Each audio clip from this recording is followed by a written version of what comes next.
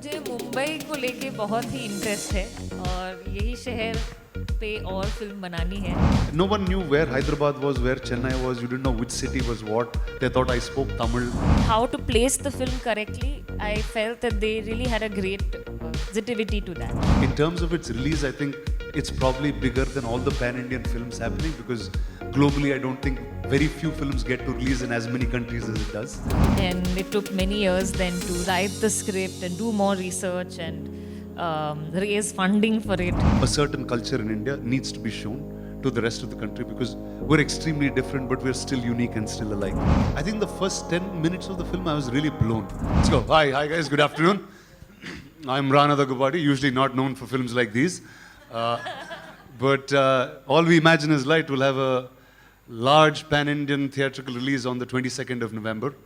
And so one is it's a huge honor for us to be part of this film and bring it to all of you guys. And thank you, Payal, thank you. for such an awesome film that you've made and partnering with us to get this film out. No, Rana, I wanted to ask you about this wonderfully unlikely collaboration. You know, you are someone who has in the past championed, various films. You know, we talked about 777 Charlie, Gargi, there was Care of Kancharapalam. But, we were discussing this earlier, and I still feel a lot of those films still have a very mainstream syntax. They're still very crowd-pleasing films in a lot of ways.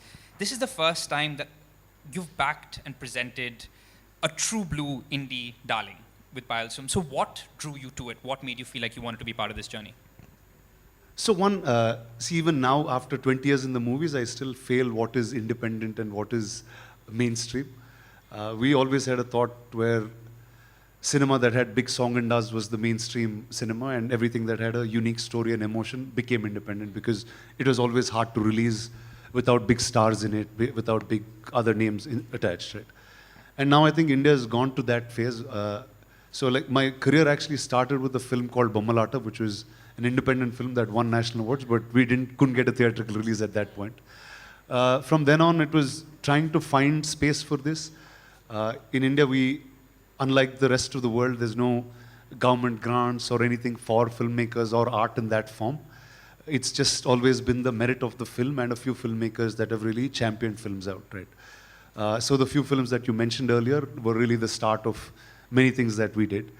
All of them had a certain regional understanding. Again, I come from Telugu cinema, so Care of Kancharapalam was the first film, which was, for us, an all-independent film, but the humor in that film made it slightly more mainstream. It is such a lovely film. I will say that endlessly. Thank you. But again, when I saw All We Imagine, right, to me, it was almost like watching a regular Malayalam film. To me, it was not independent in that sense because Malayalam cinema has a storytelling or a narrative that it's used to in this style. And I just feel like with this, we're trying to break the format of how an independent film should be released in India because it can't take the regular route of, here you go, you have a big pre-release and then there's 30 days of promotion and then the film is out. I think it needs a different cycle. So we started with a release in Kerala. We want to keep moving across different states. Tomorrow is the screening at Mami. And then they will follow a bunch of screenings across different states before we do a main theatrical. I do really want to ask you about what you said, the idea of a different approach to a film like this, but the right hands for the journey of this film. I think they had a very well-planned distribution approach, which would kind of understand what the film could do in different regions and also in the Kerala film industry. So the kind of the understanding of that it's not a film that we can just release nationwide without a thought to the kind of film it is. I felt they were very sensitive to that, and I really respected that look at distribution because distribution can be just putting some money into something and releasing it, but to really think about how to place the film correctly, I felt that they really had a great sensitivity to that. Thank you.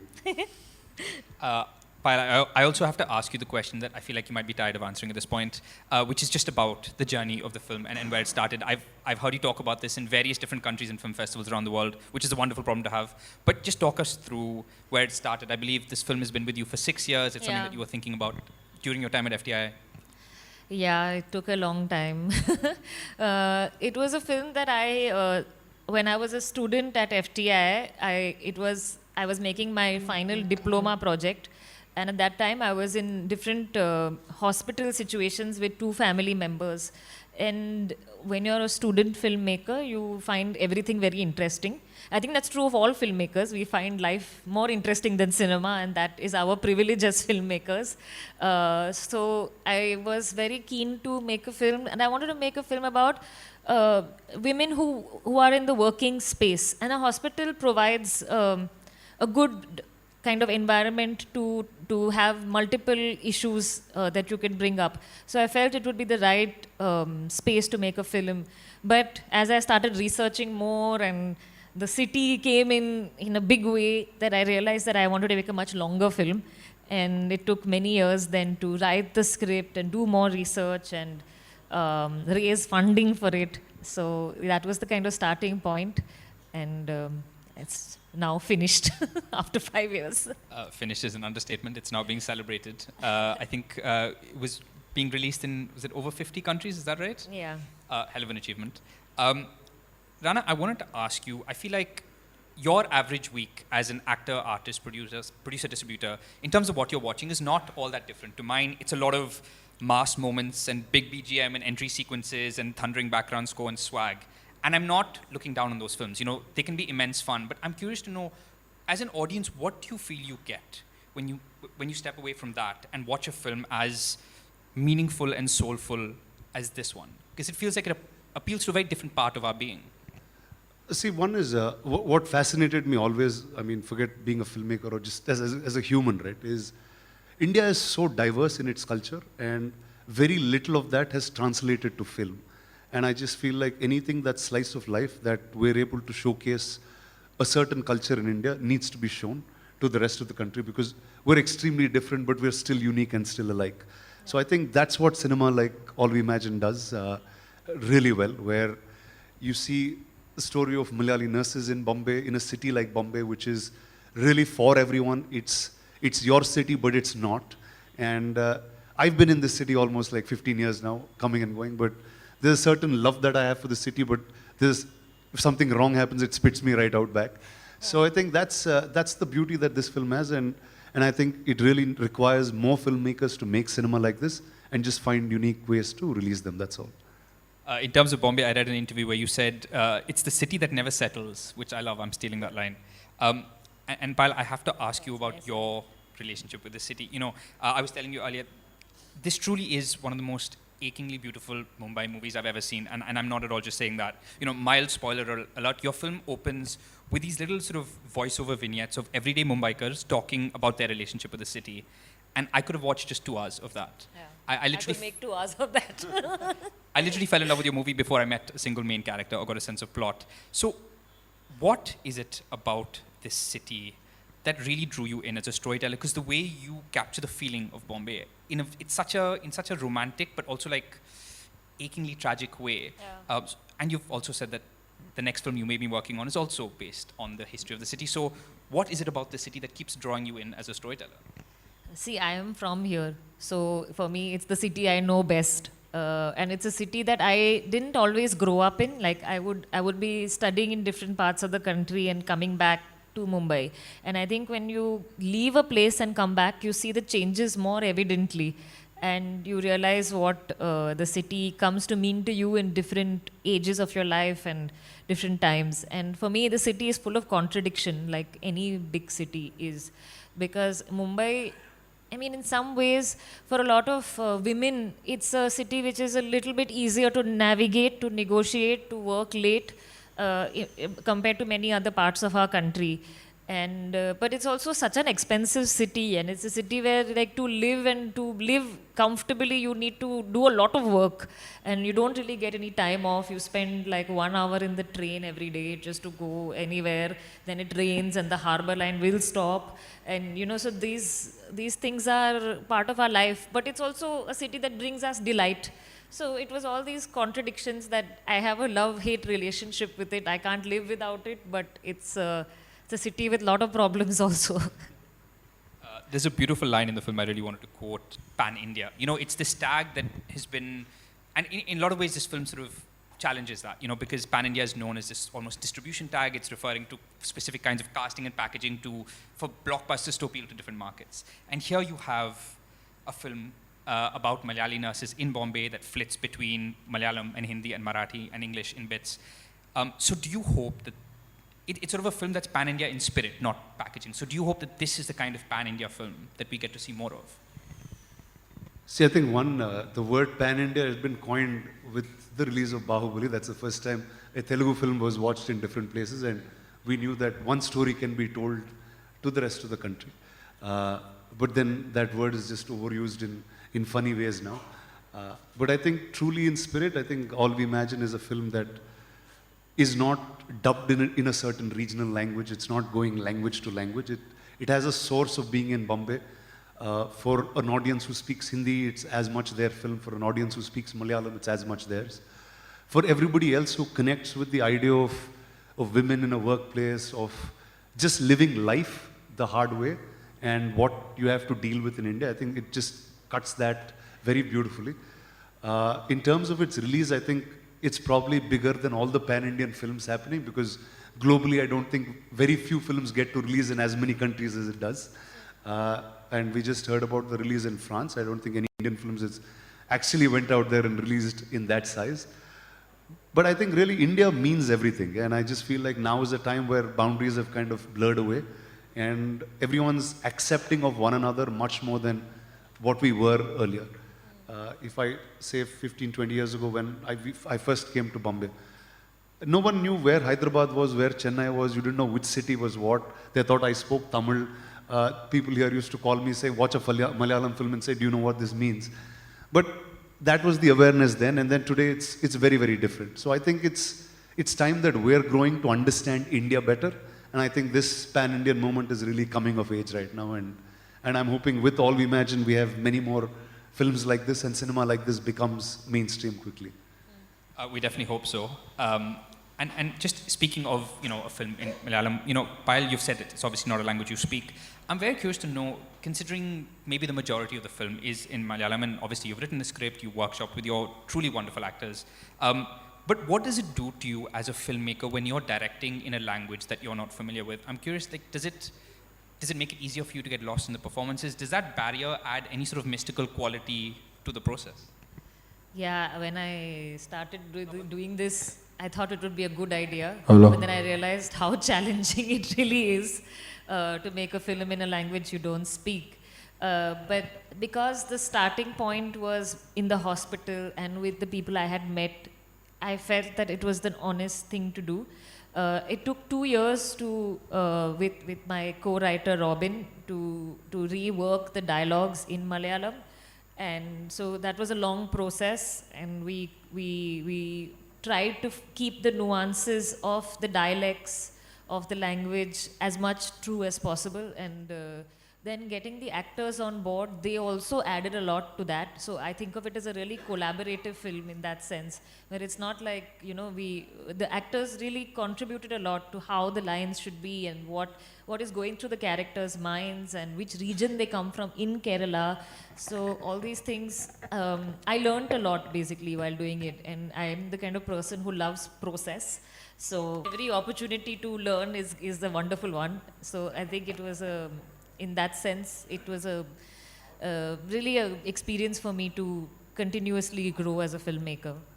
But just speaking of process, you've also, you have made non-fiction-esque films in the past, and you've talked a lot about how non-fiction really, the term uses, it liberated you as a filmmaker to approach a fiction film. What did you mean by that?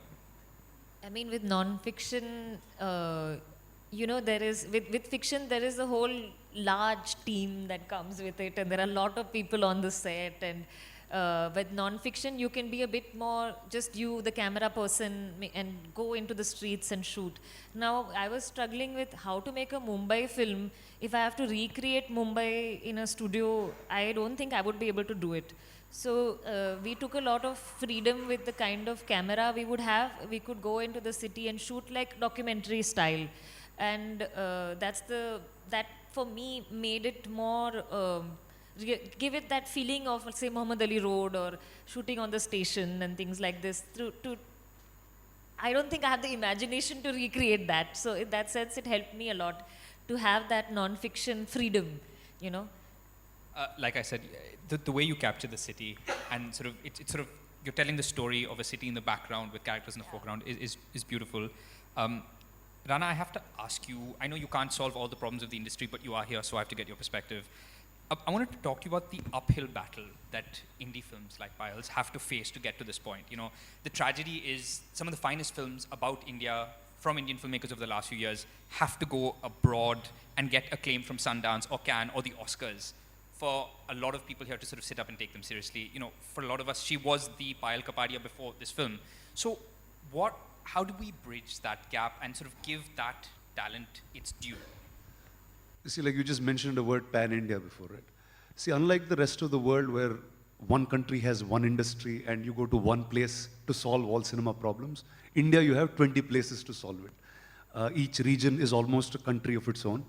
And until a few years ago, no one even spoke the same language actually in terms of understanding how to bridge those gaps. Like, for example, Telugu films landed up here because of one or two channels deciding that they just need more content and they just dubbed all Telugu films in Hindi. And on that bedrock is where all the other Bahubalis and Ghazis sat from there on. So I think now is a time where we're somewhere sensing that there is this one industry where there is some cinema that will cut across India, doesn't matter where you make it. So I think it's in that early stage, though we're 100 years old in cinema, like regionally each region has its history. But really as a cinematic nation, probably this is year 4 or year 5 for us in that sense. So I think it is an uphill battle, but I think with filmmakers like Payal, I just hope she makes more films. She's taken a long time to make this. But I hope, it's consistency and creating a habit. And once it's a habit, then I think everything changes very quickly. If you know that, okay, every month there is a film of this nature that you can watch in a cinema close to you, I think that's going to become a habit. That will become education, that will become culture for you. You'll understand the world in a much better light than what you would have otherwise. I do want to ask you about the release, but first, Payal, I wanted your perspective on that as well, because so many gems like yours within the independent circuit, you know, are co-productions with other countries. You know, in your case, you have French producers who have really championed it. I'm curious to know why that is for so many of these wonderful independent films. So many documentaries over the last few years while we watched All That Breathes. You know, they are international co-productions. Is it because the ecosystem here doesn't enable production of films like this? See, as independent filmmakers, there's a challenge at every step. Even if you manage to get funding from India completely, like for example, Natesh Hegde's film was, his first film, Pedro, was financed in India itself. But the next step is distribution. How do you put it out there and where does it get shown? And so independent filmmakers are always struggling with every step of the way, like to make the film, then to show the film, and to see, you know, how to make a sustainable life for it. So I think it's not, I mean, the co-productions are the ones that get to festivals, so they get printed in the news. But there are so many films that are made locally also, which maybe in the region they will get a release, which are more independent. But to get it all over the country, we don't always have that, and it goes to OTT. Like, so see, for example, Mahesh Narayanan's film, Declaration. It's a great film, and the way we know it is because it came out on Netflix, but it should have had a theatrical release all over the country because it's a great film. And I feel that there are so many good films that there are there, and like now Reema Das has also made a new film, Village Rockstars 2. She's an amazing filmmaker, and we all should be watching these films. See, like earlier we've done it in the regional world where I've done mostly in Telugu, so I can speak about that. Because it's only one state, okay, now it's 2 states of Telugu-speaking people, but it's a shorter audience to reach. So multiple screenings in that space, just going focused helps. I think with All We Imagine, we'll also discover how to do this in India correctly. Yeah. See, because ultimately you want to hear about it much more. It's not going to have flashy trailers like how the other trailers are and just bang you and say, here you go, buy tickets now, book tickets now, and go. That excitement is not what the cinema is here to create. It's word of mouth. It's how you see. Today we have one Mami that's popular and maybe one festival in Goa. But if every state has its festival and there's a provision to show these films over a period of time. I think that's the right way to do it, where people hear about it way in advance before you actually get to cinema. So I think we'll keep evolving that strategy. I think with All We Imagine, we've first said that, okay, organically it's Malayalam, so let's do the Malayalam release first, get it out in Cochin, then move state by state, and now we're in Bombay because that's organically the second language that's in the film, and I think we'll go across the country, and I think the film will somewhere tell us, see, like the screening in Kerala, like we were very unsure what that means, we didn't know how to release it, but the second we just put it in that screen, in 2 minutes it closed up the screening, and then they suddenly called and said, can we add more screens? So there is an excitement for it. That means there is a definite audience for it. We just have to go and find them. So I think that's, and like I said, if you can find a way to create a habit, and all these fine people here are going to help us do that round from now on. No, I mean, that's very hopeful. And I mean, we all hope that this is a watershed moment for the All We Imagine slides of the world to really get an audience in a meaningful way. I will open it up for questions in a sec, but Payal, I want to end with you. You've said that the title of your film obviously alludes to hope and possibility. You've said it's a title you've took from your mother's painting, which is fair. It's a wonderful title. There's also the Malayali title. What is that? Prabhayai Nindichadallam, which Prabha is the character in the film. Yeah. So Prabha also means light. So there is a double word play with that. So for our Malayali audiences. So I wanted to ask you about hope. In this moment, you've had this insane journey. There is such an exciting road ahead. Whether it's in terms of the film, the release, the experience, what gives you hope? This moment now, then we can release it. That's really like, I think the nicest thing. And I feel that the cinema is still a space that I really enjoy going to.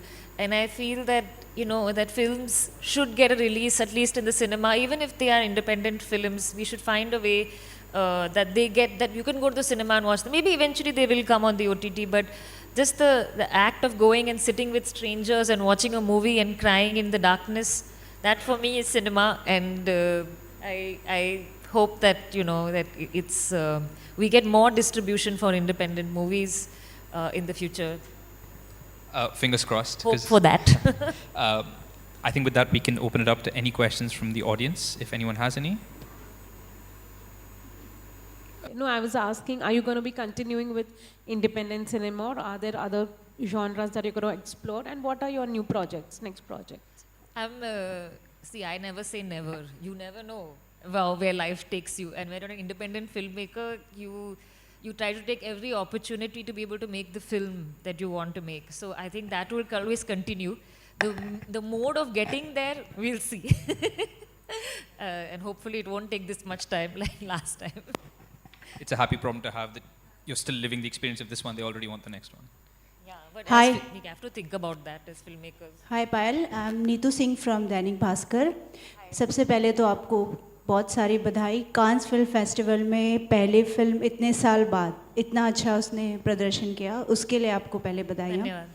सो मेरा ये question है, मैं थोड़ी curious भी हूँ जानने के लिए कि all we imagine as light में किस चीज़ ने आपको बहुत इंस्पायर किया, एक फीमेल आइडेंटिटी और अर्बन लाइफ को दुनिया के सामने लाने के लिए.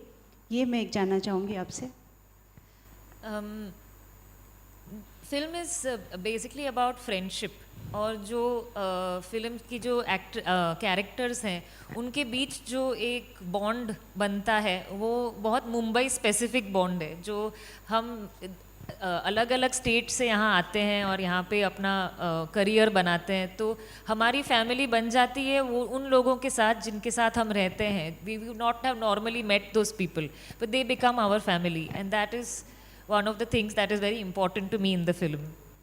आगे आप और किस टॉपिक पे फिल्म बनाना चाहेंगे, या आपने कुछ और सोचा है इसके बाद? मुझे मुंबई को लेके बहुत ही इंटरेस्ट है और यही शहर पे और फिल्म बनानी है, तो आई थिंक और 2 फिल्म तो बनेगी मुंबई पर. Like a Mumbai trilogy? हाँ.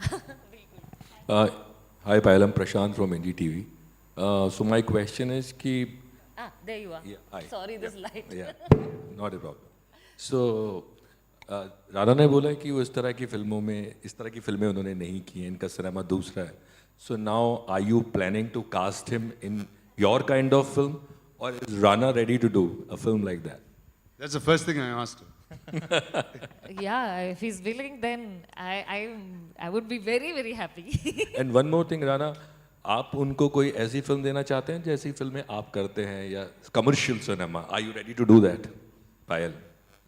Sir, our aim is to make sure this runs as well as a commercial cinema does, and then you'll start calling this commercial after this. वो अच्छा होता ना. So we're not going to see a Payal Kapadia mass movie anytime soon? Arey, you never say never. Anything can become mass. As if, you know, it can. We hope for the best.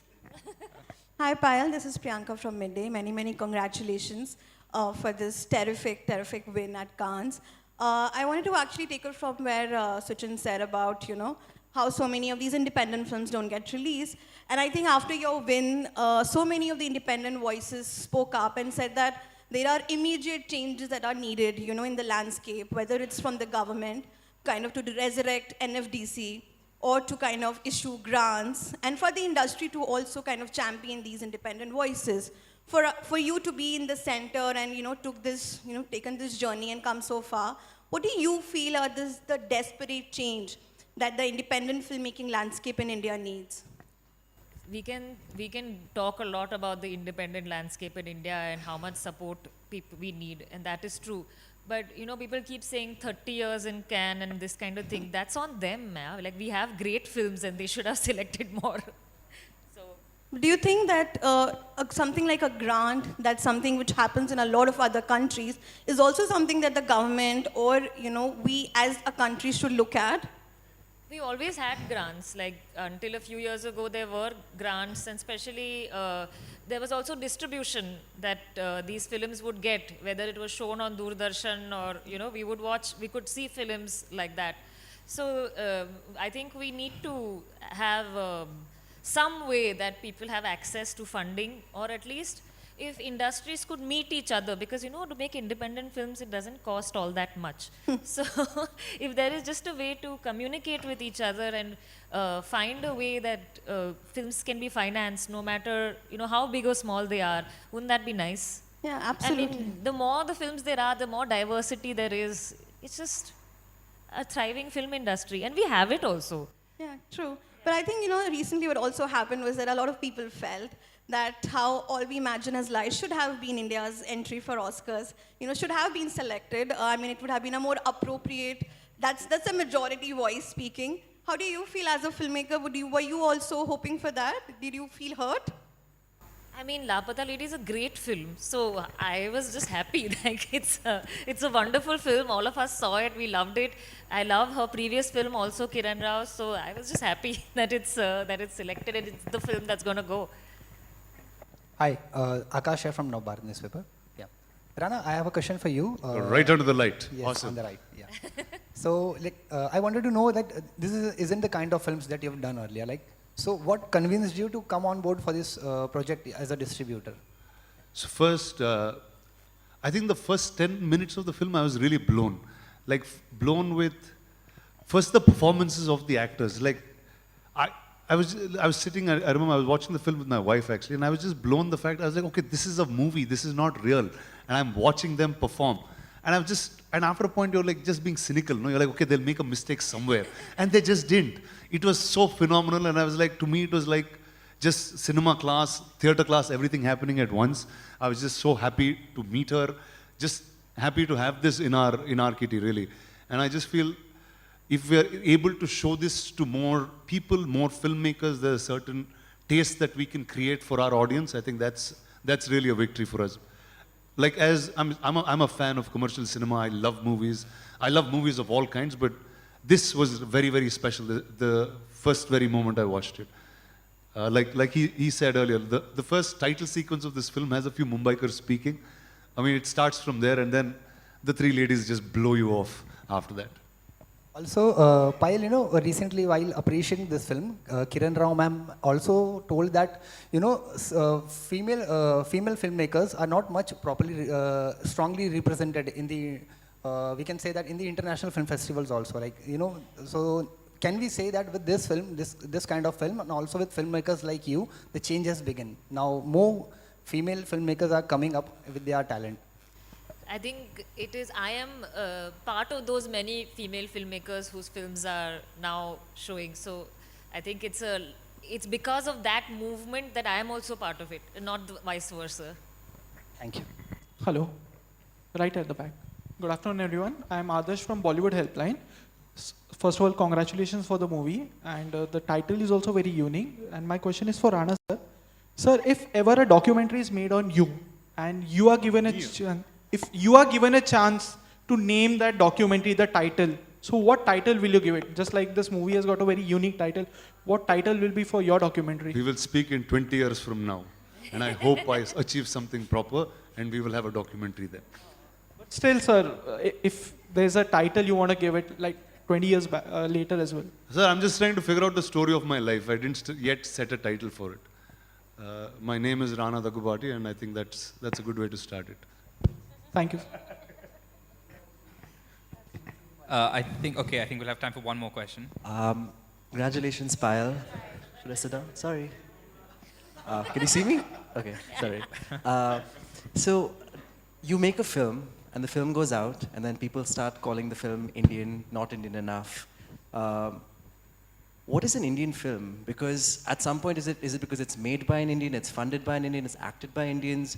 Is there an Indian texture that people are drawn to? Or are these just bureaucratic categories that we use for awards?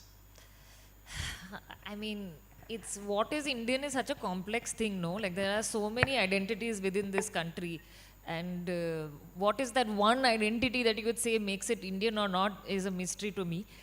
I don't know, but I mean, you have a film of say Ghotok, and more than half the country hasn't seen.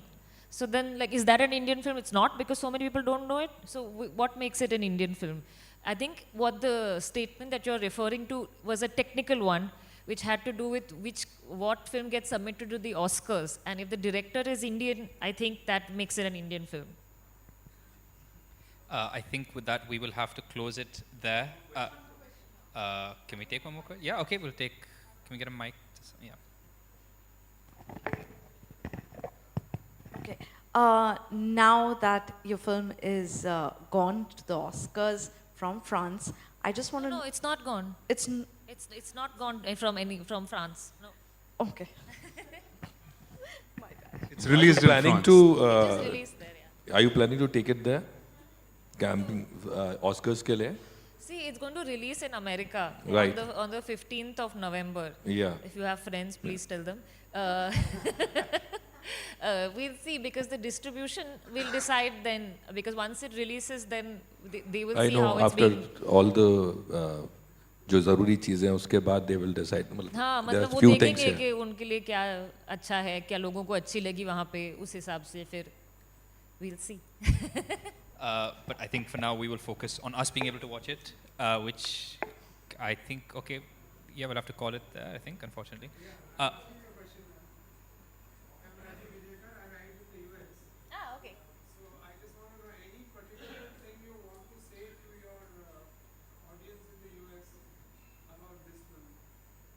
Watch it, it's amazing.